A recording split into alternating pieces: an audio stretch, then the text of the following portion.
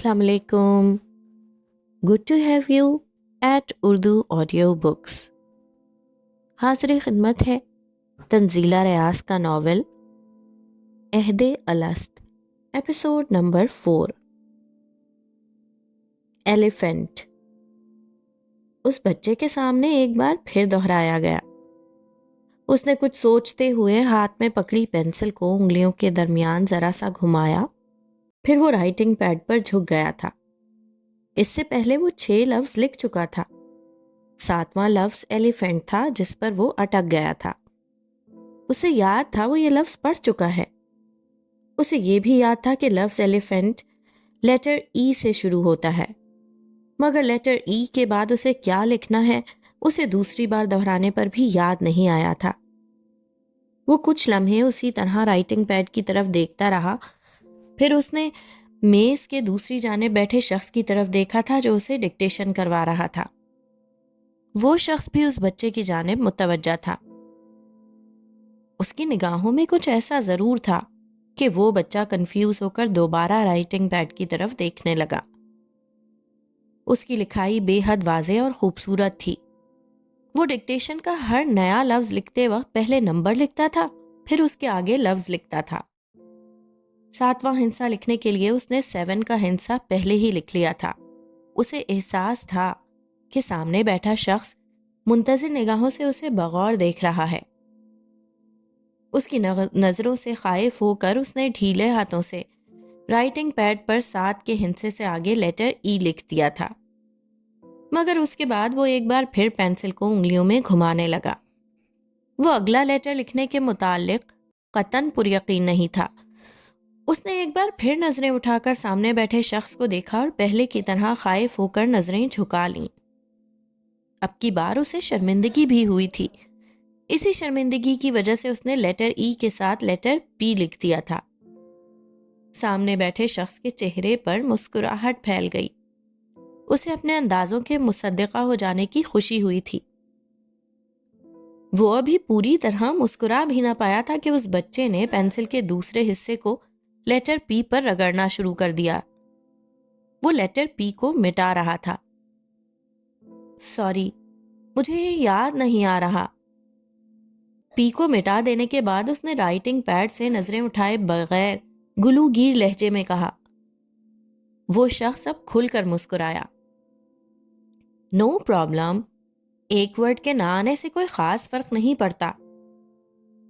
اس شخص نے مسکراہٹ چھپا کر تسلی دی. اس بچے کی پوزیشن میں کوئی فرق نہیں آیا تھا. آپ نیکسٹ ورڈ لکھو. اس نے ہاتھ میں پکڑی 1 کلاس کی انگلش کی کتاب کے صفوں کو الٹ پلٹ کیا تھا. اس بچے نے نظریں اٹھائی تھیں اور نہ ہاتھ میں پکڑی پینسل. وہ اگلا لفظ لکھنے کے لیے تیار نہیں تھا. اس بچے کے چہرے کے تاثرات نے اس شخص کو مزید مسکرانے پر مجبور کیا. اس نے اتنے چھوٹے بچے کو کبھی اتنا شرمندہ نہیں دیکھا تھا. اس نے ذرا جھک کر بچے کی آنکھوں کو غور سے دیکھا. وہ پانیوں سے بھری ہوئی تھیں. چند لمحوں بعد اس نے اسی پانی کو بہتے دیکھا. اس نے متعجب ہو کر ہاتھ میں پکڑی کتاب کو بند کر کے میز پر رکھ دیا. آپ کو کیا چیز پریشان کر رہی ہے؟ اس نے بے حد نرم لہجے میں سوال کیا تھا. بچہ کچھ بھی نہیں بولا تھا. آپ مجھے نہیں بتاؤ گے کہ آپ کیوں رو رہے ہو تو مجھے کیسے پتا چلے گا؟ اس نے پھر پوچھا. بچہ اب کی بار خاموش نہیں رہا تھا. مجھے ڈر لگ رہا ہے.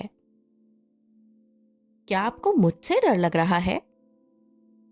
اس کی کوشش تھی کہ بچے کا اعتماد بحال ہو جائے.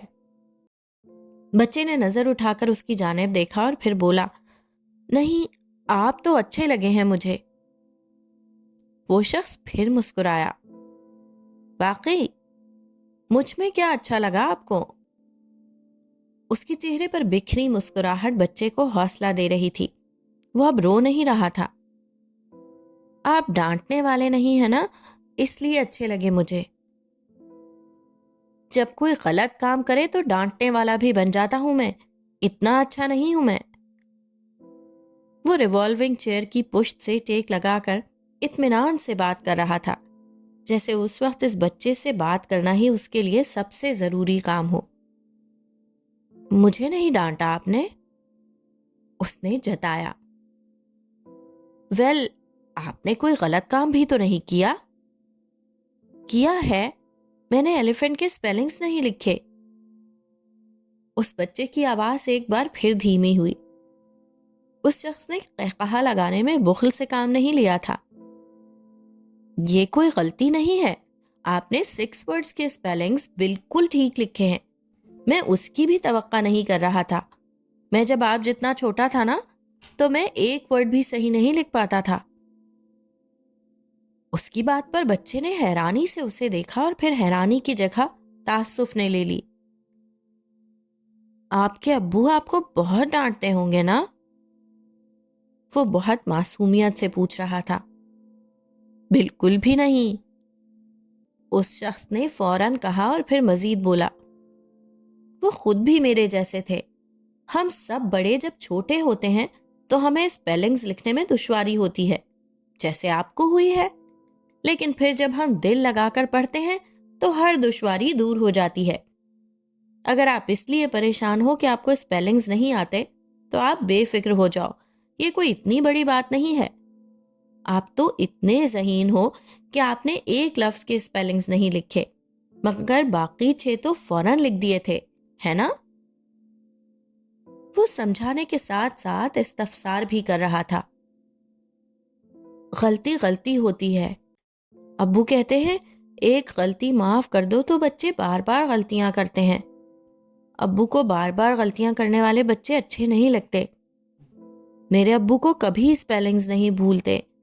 وہ مجھے ڈکٹیشن کرواتے وقت آپ کی طرح بک سے ورڈز نہیں دیکھتے، انہیں سب ورڈز زبانی یاد ہیں۔ وہ اس کو جھٹلا کر بولا تھا۔ وہ شخص بہت متاثر ہو کر مسکرا دیا تھا۔ اس کا واسطہ ہر روز بہت سے بچوں سے پڑھتا تھا، لیکن اتنی ذہانت سے بھرپور باتیں کرنے والے بچے اس نے کم ہی دیکھے تھے۔ وہ فقط 3 سال کا تھا، لیکن اس کی باتیں 5 سال کے بچے جیسی تھیں۔ ابو کہتے ہیں غلطی کی کوئی معافی نہیں ہوتی، غلطیاں کرنے والے پیچھے رہ جاتے ہیں۔ اگر میں غلطیاں کروں گا تو میں پیچھے رہ جاؤں گا، پھر میں ڈاکٹر نہیں بن پاؤں گا۔ وہ بچہ مزید کہہ رہا تھا۔ اس شخص کو خود بخود سمجھ آ گیا تھا کہ ایک لفظ کے سپیلنگ نہ آنے کی وجہ سے وہ بچہ پریشان ہو کر کیوں رونے لگا تھا۔ آپ ڈاکٹر بننا چاہتے ہو؟ وہ شخص صرف یہی سوال کر سکا تھا۔ جی۔ اس بچے نے گردن بھی ہلائی تھی۔ آپ کو ڈاکٹرز اچھے لگتے ہیں؟ اس نے پھر پوچھا۔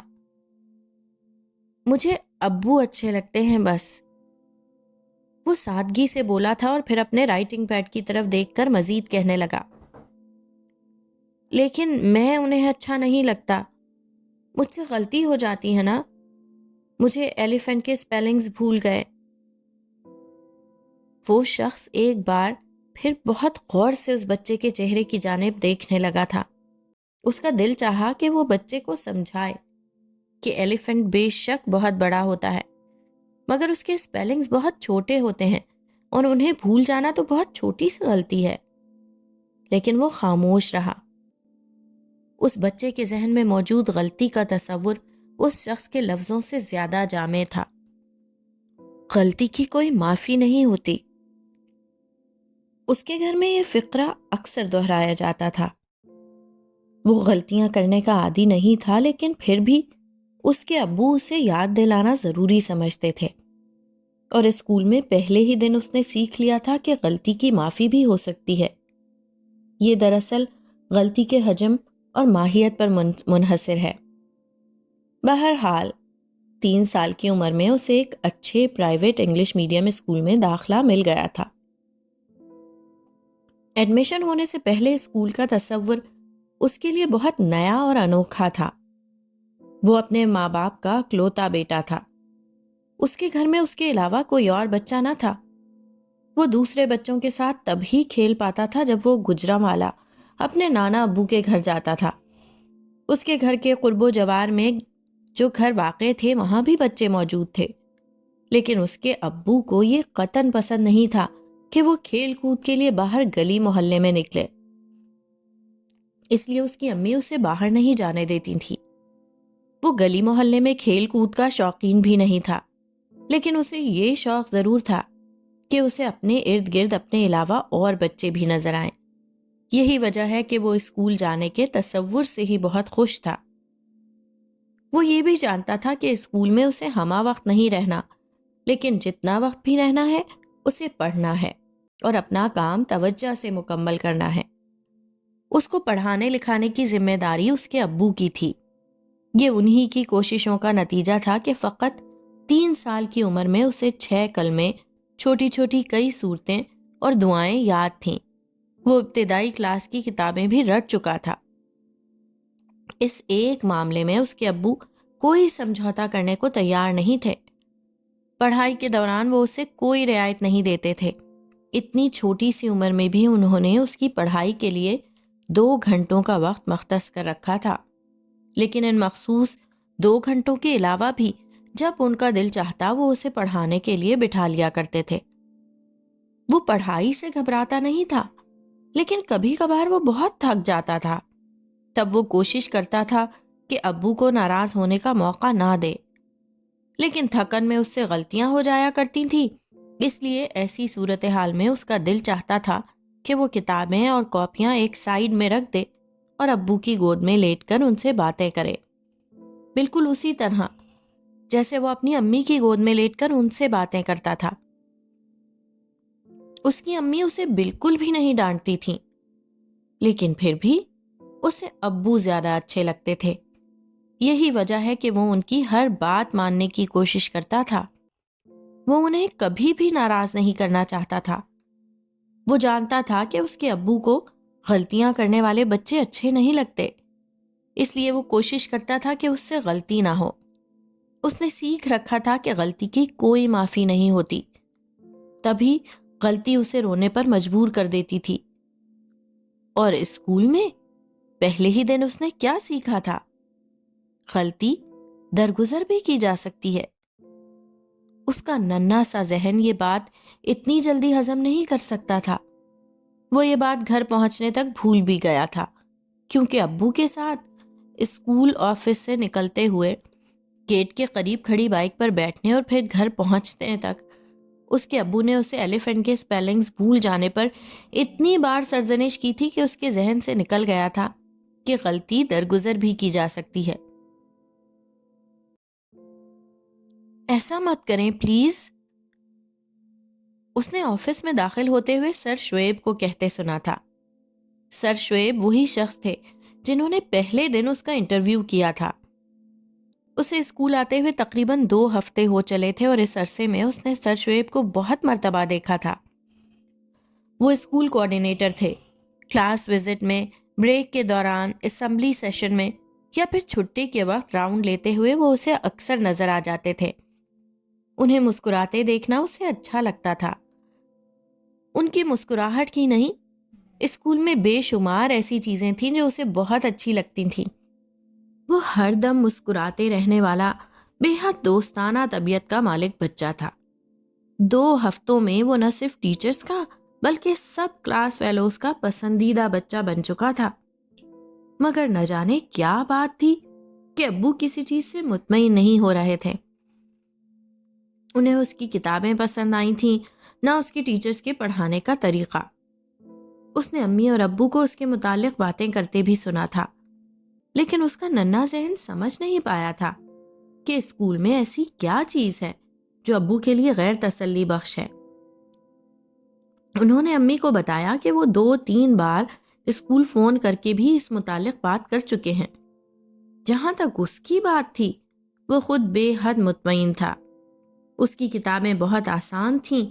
وہ ہر روز کا سبق پہلے سے یاد کر کے سنا دیتا تھا۔ نوٹ بک پر لکھنے کے لیے جو کام دیا جا رہا تھا وہ بھی سب سے پہلے وہی مکمل کر کے ٹیچرز کو چیک کرواتا تھا۔ پھر ایسا کیا تھا کہ ابو مطمئن نہیں ہو پا رہے تھے؟ اسے جب آفس میں بلوایا گیا تو وہ رائم یاد کرنے کے بعد اب باقی سب بچوں کو یاد کروا رہا تھا۔ آفس میں داخل ہونے کے بعد سر شعیب کو گڈ مارننگ کہنے تک اس کی نظر دوسری طرف پڑی کرسی پر نہیں پڑی تھی۔ وہ جب کمرے کے بالکل وسط میں پہنچا تو اس نے ابو کو بیٹھے دیکھا تھا۔ اسے انہیں وہاں دیکھ کر بہت خوشی ہوئی تھی۔ وہ دوڑ کر ان کے قریب گیا۔ پھر اسے یاد آ گیا تھا کہ وہ اسکول آفس میں ہے۔ وہ مسکراتے چہرے کے پاس ان کے پاس آ کر کھڑا ہو گیا تھا۔ تبھی اس نے سر شعیب کو دوبارہ کہتے سنا، ایسا مت کریں پلیز۔ اتنا کہہ کر انہوں نے اسے بیٹھنے کا اشارہ کیا اور پھر مزید بولے، آپ جو کہہ رہے ہیں میں اسے جھٹلا نہیں رہا، بلا شبہ آپ درست کہہ رہے ہیں۔ میں نے ہی آپ کے بچے کا ٹیسٹ لیا تھا، اس کا اسکور بہت شاندار تھا۔ میں جانتا ہوں آپ نے بچے پر محنت کی ہے، اس کا کیلیبر اس کے انداز سے ظاہر ہوتا ہے اور یہ سب آپ کی محنت کی وجہ سے ہے۔ میں چاہتا ہوں آپ کی محنت بالکل بھی ضائع نہ ہو۔ ہم 3 سال کے بچوں کو نرسری میں ایڈمیشن دیتے ہیں۔ میرے پاس کچھ ایسے بچے بھی ہیں جو 3 سال سے زیادہ عمر کے ہیں مگر ان کے پیرنٹس انہیں پری اسکول کی کلاس میں ہی رکھنا چاہتے ہیں، کیونکہ بنیاد بہت اہم ہوتی ہے۔ اگر بچے کی بنیاد ٹھیک ہو تو وہ پڑھائی میں کبھی مار نہیں کھاتا۔ اس لیے میں آپ کو مخلصانہ مشورہ دے رہا ہوں کہ ایسا مت کریں۔ سر شعیب بہت تحمل سے بات کر رہے تھے۔ اس نے ان کی بات سنی تھی مگر سمجھ نہیں پایا تھا۔ اس کی دلچسپی بس اتنی تھی کہ ابو بات مکمل کریں تو وہ انہیں لے کر اپنے کلاس روم میں جائے اور ان کلاس فیلوز کو جو اس کے دوست بن چکے ہیں اپنے ابو سے ملوائے۔ اسے ابھی ابو کے ارادوں کی خبر نہیں تھی۔ آپ درست کہہ رہے ہیں شعیب صاحب، میں بھی آپ کی بات سے متفق ہوں، لیکن آپ کا مشورہ ماننے کا مطلب ہے میری اور میرے بچے کی اتنے دن کی محنت بیکار چلی جائے۔ میں پلے گروپ یا نرسری کلاس جیسی کسی چیز کو نہیں مانتا۔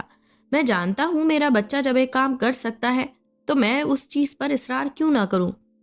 یہ سب کتابیں جو آپ ان کلاسز کو پڑھا رہے ہیں میں اپنے بیٹے کو گزشتہ سال پڑھا چکا ہوں۔ آپ بے شک اس کا ٹیسٹ لے لیں، آپ مایوس نہیں ہوں گے۔ ابو کا انداز بھی سر شعیب کی طرح بے حد دھیما تھا۔ یہ دونوں کیا کرنا چاہتے ہیں؟ اس نے سوچا تھا۔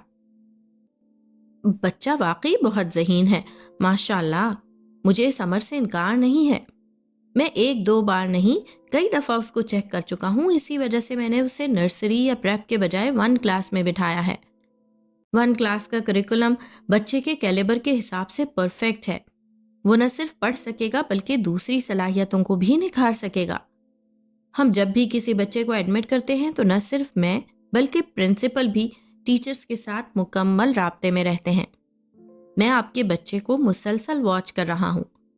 وہ اسکول کو انجوائے کر رہا ہے، اسے یہ کرنے دیں۔ آپ کے کہنے پر میں بچے کو 2 کلاس میں پروموٹ کر دیتا ہوں، لیکن بچہ پڑھائی کا اتنا بوجھ برداشت نہیں کر سکے گا اور نتیجہ یہ نکلے گا کہ بچہ پڑھائی کو وبال جان سمجھنا شروع کر دے گا۔ سر شعیب نے پھر ابو کو سمجھایا تھا، ہو ہی نہیں سکتا، میں اپنے بیٹے کو آپ سے بہتر جانتا ہوں۔ میرا بیٹا پڑھائی کو بوجھ سمجھ ہی نہیں سکتا، اور پھر میں بھی تو ہوں۔ میں ایسا باپ نہیں ہوں کہ بچے کو ٹیچر کی ذمہ داری سمجھ کر اس کی پڑھائی سے جان چھڑوا لوں۔ میں خود اسے پڑھاؤں گا اور میں آپ کو یقین دلاتا ہوں کہ آپ اس کے رزلٹ ہمیشہ شاندار پائیں گے۔ آپ برائے مہربانی اسے کلاس 2 میں پروموٹ کر دیجئے۔ ابو نے حتمی انداز میں کہا تھا۔ سر شعیب نے گہری سانس بھری تھی۔ Okay, as you wish. میں تو فقط درخواست ہی کر سکتا ہوں کہ بچے کو اس کی عمر کے مطابق پھلنے پھولنے دیں۔ وہ ابھی بھی متامل تھے۔ ابو نے مسکرا کر اس کے سر پر ہاتھ رکھا۔ میں اپنے بیٹے کو کسی سے پیچھے نہیں دیکھنا چاہتا۔ اگلے 10 سالوں میں زمانہ بہت آگے چلا جائے گا۔ میں چاہتا ہوں میرا بیٹا زمانے کا مقابلہ فاتحین کی طرح کرے، وہ کسی سے پیچھے نہ رہے۔ اسی لیے وہ اور بھی بہت کچھ کہہ رہے تھے۔ سر شعیب بھی انہی کی طرف متوجہ تھے، لیکن نہ جانے کیوں اسے عجیب سا محسوس ہوا۔ سر شعیب ابو کی بات سن ضرور رہے تھے لیکن ان کے انداز میں رضامندی نہیں تھی۔ اسے اب دونوں کی گفتگو سے الجھن سی ہو چلی تھی۔ سر شعیب نے ابو سے بات کرنے کے بعد پین کو اس کا بیگ لانے کے لیے کہا تھا۔ لیکن کیوں؟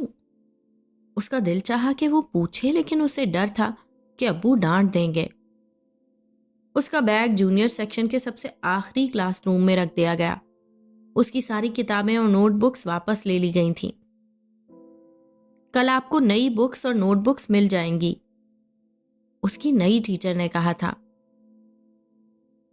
ابو جو اسے نئے کلاس روم میں بٹھا کر وہیں کھڑے تھے، ٹیچر کی بات سن کر مطمئن ہو کر واپس چلے گئے تھے۔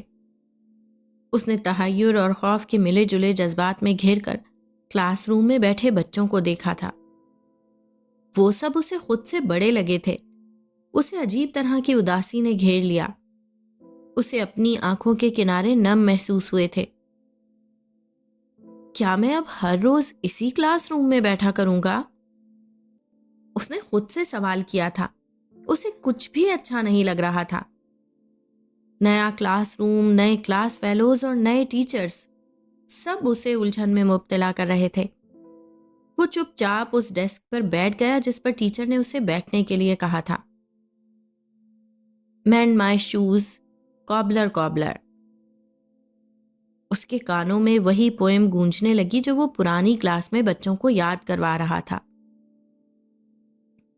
وہاں کچھ بھی اچھا نہیں ہے، اس نے گھر میں داخل ہوتے ہی منہ بسور کر امی سے کہا تھا۔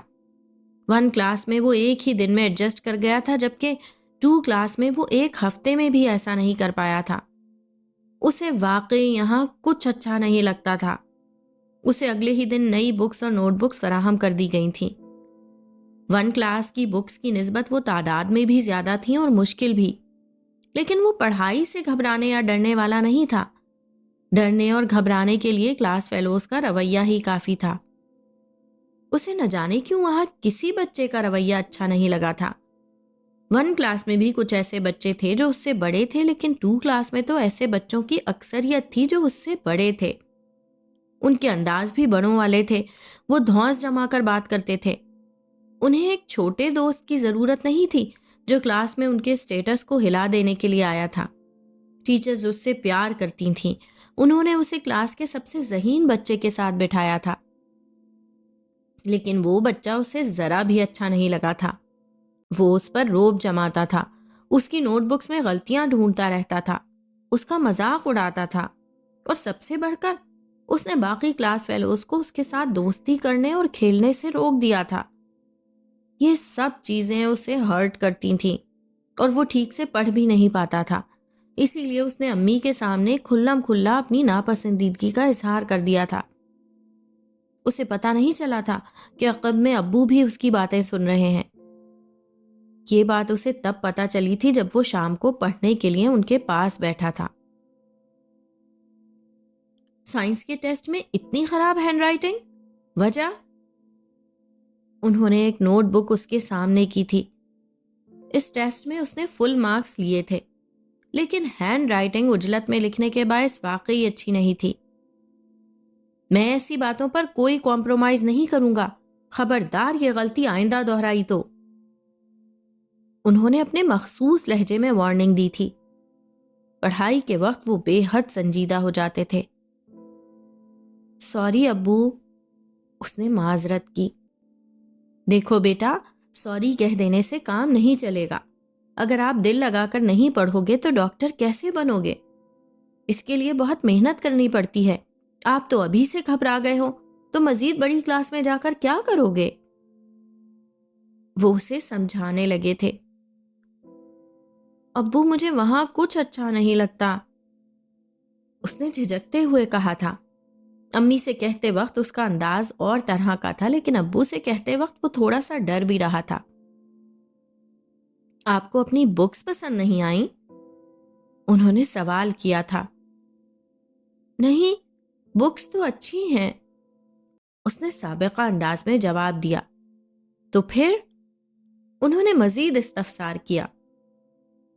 وہاں کوئی میرا دوست نہیں ہے، کوئی میرے ساتھ نہیں کھیلتا، وہ سب آپس میں باتیں کرتے ہیں، وہ مجھے اچھا نہیں سمجھتے ابو۔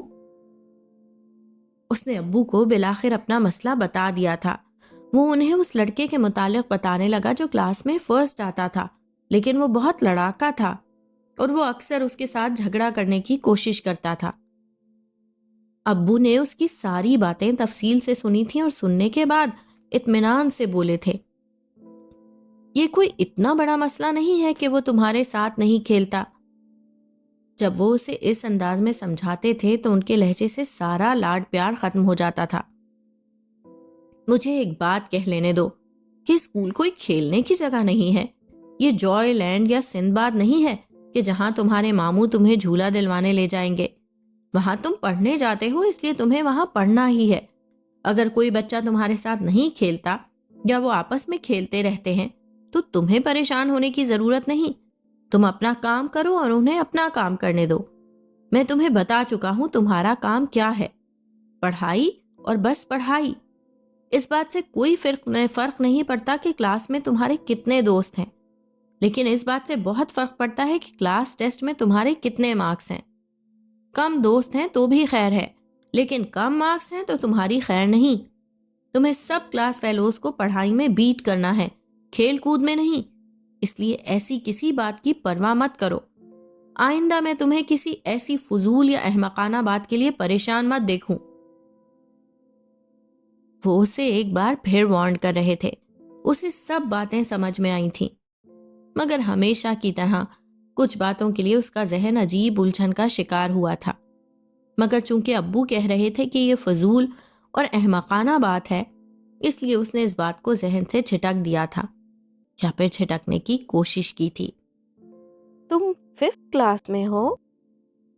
عزیر نے از حد حیرانی میں گھر کر اس کا تفصیلی جائزہ لیا تھا۔ ایک چھینپی ہوئی مسکراہٹ اس کے چہرے پر پھیل گئی۔ اس بات میں گردن ہلاتے ہوئے اسے عجیب سی خجالت محسوس ہوئی۔ اگرچہ حیرانی کے یہ تاثرات اس کے لیے نئے نہیں تھے، وہ لوگ جو اس سے پہلی بار ملتے تھے اسی طرح حیرانی کا شکار ہو جایا کرتے تھے، لیکن پھر بھی نہ جانے کیوں عزیر کے سامنے اس امر کا اقرار کرتے ہوئے اسے شرمندگی ہوئی۔ تمہاری ایج کیا ہے؟ عزیر نے ایک اور سوال کیا تھا۔ اس کا جواب سن کر وہ پہلے سے بھی زیادہ حیران ہوا۔ اس نے اس کے کزن بلال کی طرف دیکھا تھا۔ میں بھی 7 سال کا ہی ہوں، مگر میں تو ابھی 3 کلاس میں آیا ہوں۔ 7 سال کے سب بچے 3 کلاس میں پڑھتے ہیں۔ میری کلاس میں سب بچے میرے جتنے ہیں، پھر تم 5th کلاس میں کیسے آ گئے؟ عزیر کے تفتیشی انداز نے اسے مزید شرمندہ کر دیا۔ کلاس میں اور اسکول میں بھی اسے ایسے ریمارک سننے کو ملتے تھے، مگر وہاں سب لوگ عادی ہو چکے تھے۔ وہ جس اسکول میں پڑھ رہا تھا وہاں سب اس کو جانتے تھے، سب ٹیچرز کو بھی اس کا پتہ تھا۔ اس نے پڑھائی میں ہمیشہ آؤٹ اسٹینڈنگ کارکردگی کا مظاہرہ کیا تھا۔ ایک ذہین و فطین بچے کے طور پر ہمیشہ اس کو سراہا گیا تھا، لیکن دوسری طرف دوستوں کے معاملے میں وہ زیادہ خوش قسمت نہیں تھا۔ اس کی ساری دلچسپی کتابوں کے بعد گھر اور گھر میں موجود پالتو جانوروں اور پرندوں میں تھی۔ پھر اب ابتدا کی طرح کلاس فیلوز اسے ہرٹ نہیں کرتے تھے، لیکن وہ اس سے کتراتے ضرور تھے۔ وہ اس کے پاس زیادہ وقت تبھی گزارنا پسند کرتے تھے جب ان میں سے کسی کو پڑھائی کے سلسلے میں کسی قسم کی مدد کی ضرورت پڑتی تھی۔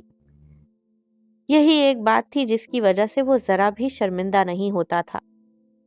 میتھ، انگلش یا سائنس، وہ کسی مضمون میں نکما نہیں تھا۔ ہر مضمون میں وہ ہر سال 100% مارکس لے رہا تھا۔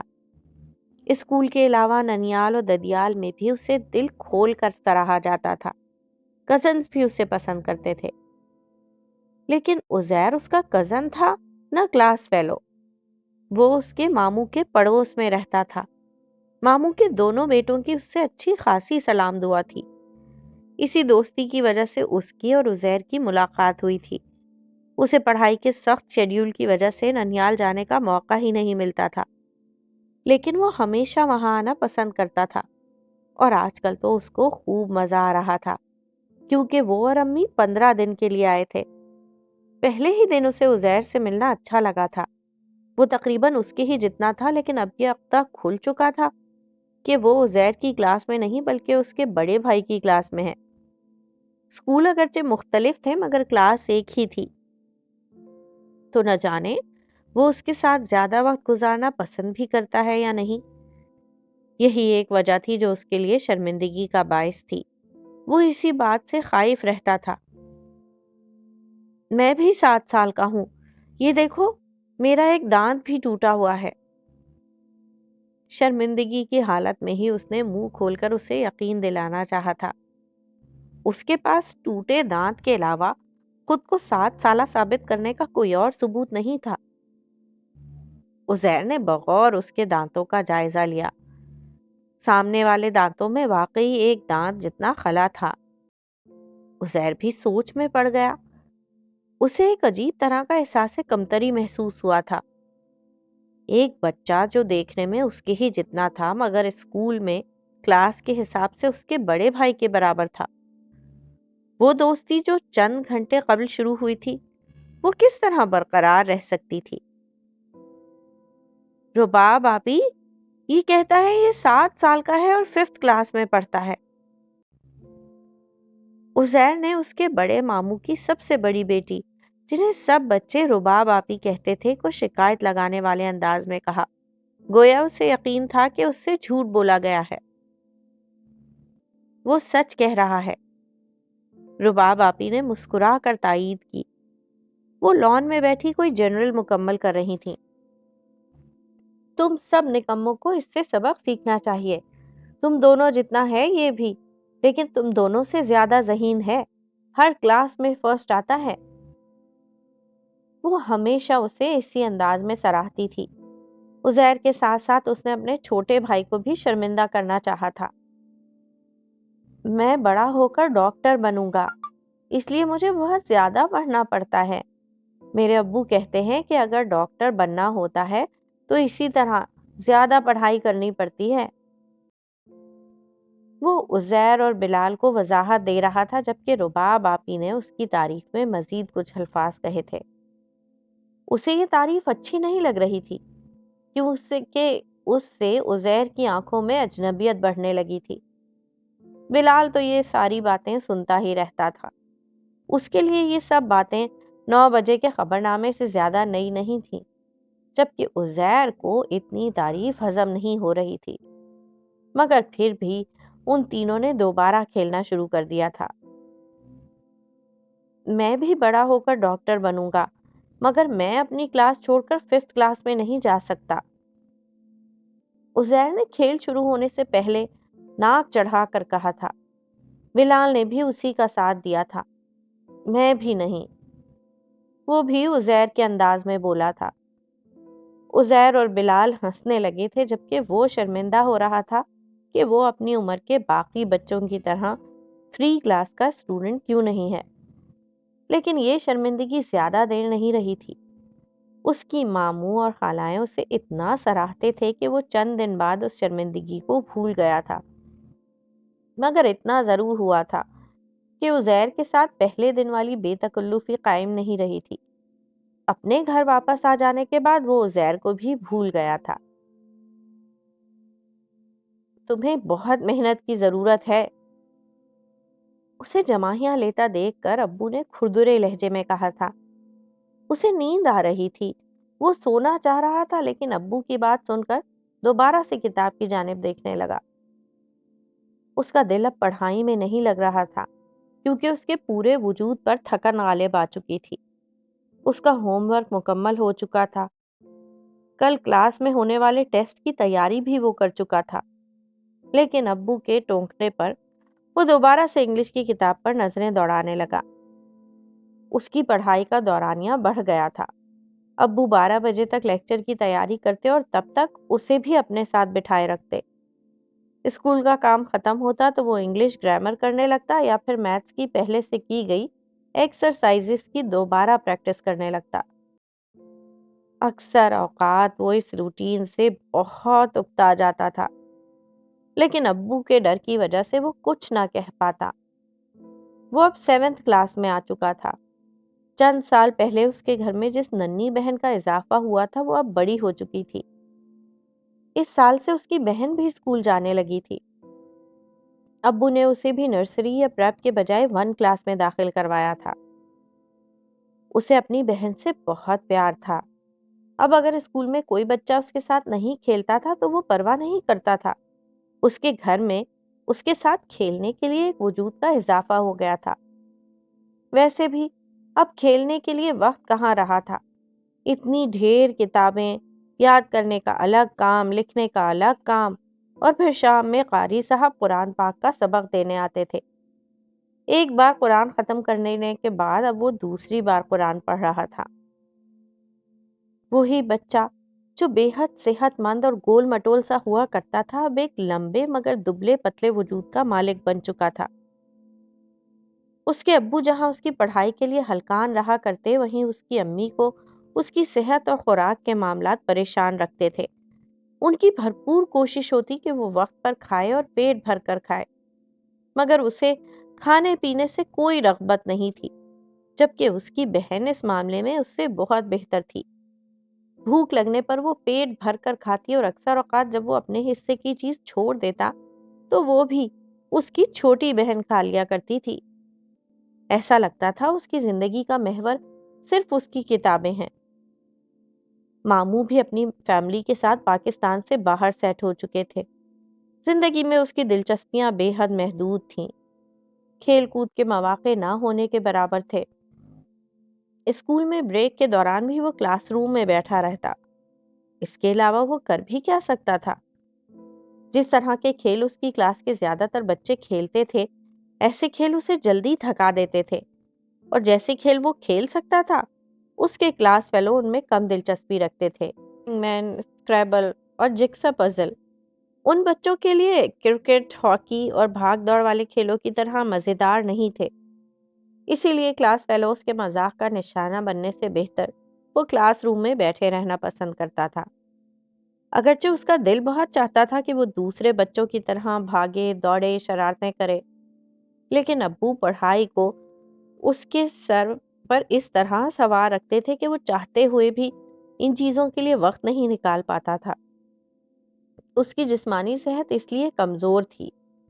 وہ باقی کلاس فیلوز سے عمر میں چھوٹا تھا ہی، مگر دبلا پتلا ہونے کی وجہ سے وہ اور بھی چھوٹا اور کمزور لگتا۔ یہ صورتحال ابو کو پریشان نہیں کرتی تھی، لیکن امی بہت پریشان رہا کرتی تھیں۔ ٹیچرز پیرنٹس میٹنگز میں جب اس کے ٹیچرز اس کی کارکردگی کی تعریف کرتے ہوئے اسے کمزور قرار دے کر ایکٹیو ہو جانے یا غیر نصابی سرگرمیوں میں حصہ لینے کی تلقین کرتے تو اس کی امی خاموش رہ جاتی، جبکہ ابو واضح الفاظ میں کہتے تھے، بڑھتی ہوئی عمر میں بچے ایسے ہی ہوتے ہیں۔ ایسا کہتے ہوئے وہ اس کے ہم عمر بچوں یا اس کے کلاس فیلوز کی طرف نظر بھی نہیں ڈالتے تھے۔ وہ باقی بچوں سے اس کا تقابل صرف پڑھائی میں کیا کرتے تھے، اور اس معاملے میں وہ کسی بھول چوک کو معاف نہیں کرتے تھے۔ حالانکہ ان معاملات میں وہ غلطی کا عادی نہیں تھا۔ اس کا نام کلاس ہی میں نہیں، اسکول کے بھی ذہین ترین بچوں میں پہلے نمبر پر آتا تھا۔ ہر کلاس میں ہر ٹرم میں فرسٹ پوزیشن لینے والا اور ہر سال اسی بنا پر اسکالرشپ لینے والا وہ واحد بچہ تھا۔ اس کے ریکارڈز انبریکیبل تھے، لیکن اس کے باوجود یہ امر حیران کن تھا کہ اس کے کلاس فیلوز اور ٹیچرز کے علاوہ باقی اسکول فیلوز کے لیے اس کا چہرہ انجان تھا۔ سب اس کے نام سے واقف تھے، مگر اس کو اس کے چہرے سے کوئی نہیں پہچانتا تھا۔ اس کی واحد اور سب سے بڑی وجہ یہی تھی کہ وہ کتابوں کے علاوہ کسی سرگرمی میں حصہ نہیں لیتا تھا۔ وہ اسکول کے کسی فنکشن میں نہیں آتا تھا۔ سبھی جانتے تھے کہ ایسے دنوں میں وہ چھٹی کر لیتا ہے، کیونکہ وہ سمجھتا تھا کہ اس طرح سے پڑھائی کا حرج ہوتا تھا۔ حالانکہ یہ سوچ اس کی نہیں بلکہ اس کے ابو کی تھی۔ وہ ایسی باتوں کا اتنا عادی ہو چکا تھا کہ یہ صورتحال اسے تکلیف نہیں دیتی تھی۔ تبھی ان کی کلاس میں ایک نئے بچے کا اضافہ ہوا۔ یہ بچہ سلمان حیدر تھا۔